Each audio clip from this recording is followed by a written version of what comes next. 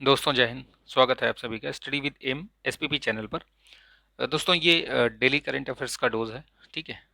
तो ये मैं प्रतिदिन आपको बहुत सारे जो न्यूज़ हैं उनमें से छांट करके आपको जो परीक्षा के दृष्टिकोण से बहुत ही महत्वपूर्ण है उनको आपको बताता हूँ, जानकारी प्रदान करता हूँ। ठीक है। तो इसको आप देखिए, लगातार देखिए और नोट्स बनाइए, रिवाइज करते रहिए। ठीक है। आगामी जो भी परीक्षाएं हैं उनमें सब में ये काम आएंगी। ठीक है। आज 3 तारीख है। लक्ष्य डेट याद रखिएगा। आप अपना लक्ष्य स्वयं निर्धारित कर सकते हैं। ठीक है। तो चलिए शुरू करते हैं। ठीक है। तमिल अभिनेत्री ये अकीला नारायण है, इनका नाम याद रखिएगा। क्योंकि महत्वपूर्ण इसलिए हो जाता है क्योंकि इनको अमेरिकी सेना में वकील के रूप में नियुक्त किया गया है। ये भारतीय मूल की हैं। ठीक है।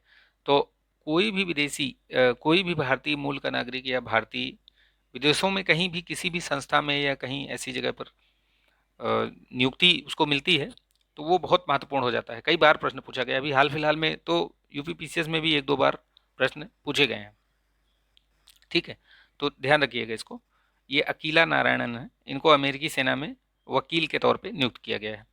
सौरभ चौधरी ने आईएसएसएफ में 10 मीटर एयर पिस्टल की जो प्रतिस्पर्धा चल रही है उसमें जो है इन्होंने स्वर्ण पदक जीता है। ठीक है, याद रखिएगा Saurabh Chaudhary. Centre for science and environment state of India's environment report 2022 की रिपोर्ट आई है। ये पर्यावरण मंत्रालय द्वारा जारी की गई है। बेसिकली इसमें जो एसडीजीज हैं, एसडीजी सतत विकास लक्ष्य, ठीक है, जो 17 सतत विकास लक्ष्य हैं उनको उनकी तरफ किस तरीके से बढ़ा जा रहा है, क्या किस अप्रोच से बढ़ा जा रहा है, कितना, क्योंकि उनको 2030 तक के लिए निर्धारित किया गया है कि सभी को उनको प्राप्त कर लेना है। लेकिन क्या ऐसी स्थिति बन पा रही है या कितना उस पे प्रोग्रेस कितनी हुई है, तो उस पर एक रिपोर्ट जारी की गई है। उसमें बताया गया है कि पिछले साल से इस बार रैंक में गिरावट देखी गई है। तो 120वीं रैंक है इस बार भारत की। ठीक है, याद रखिएगा। पिछली बार 117वीं थी, इस बार 120वीं रैंक है। और ये भारत की जो रैंक है वो अब पाकिस्तान को छोड़कर बाकी जो साउथ एशियन जो कंट्रीज़ हैं उनसे सबसे पीछे है भारत। मतलब पाकिस्तान तो सबसे पीछे है, उसके ऊपर ही है बस, बाकी सब आगे ही हैं इससे। जैसे भूटान हो गया, श्रीलंका हो गया, नेपाल हो गया, बांग्लादेश हो गया, तो ये सब आगे हैं, लेकिन भारत 120वीं रैंक पे है। ठीक है।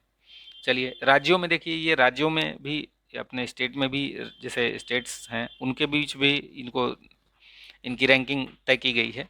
तो उसमें देखिए केरल, तमिलनाडु, हिमाचल, ये गोवा, कर्नाटक, आंध्र प्रदेश, ये सब टॉप 5 में है। ठीक है। जैसे केरल फर्स्ट प्लेस पे है, तमिलनाडु हिमाचल दूसरे स्थान पर है, गोवा कर्नाटक आंध्र प्रदेश और उत्तराखंड तीसरे स्थान पर है। सबसे पीछे या कह सकते हैं कि इन लक्ष्यों को प्राप्त करने में जिनको बहुत अधिक समय लगेगा तो वो झारखंड और बिहार हैं। तो यानी कि ये सबसे पीछे हैं। ठीक है। चलिए आगे बढ़ते हैं। यूटीज़ में देखिए चंडीगढ़ पहले स्थान पर है और दिल्ली दूसरे स्थान पर। दिल्ली, लक्षद्वीप और पुदुचेरी ये 3 दूसरे स्थान पर हैं, तो याद रखिएगा उनको। ठीक है। जुनैद कमाल अहमद को विश्व बैंक का उपाध्यक्ष नियुक्त किया गया है। किसको? जुनैद कमाल अहमद को।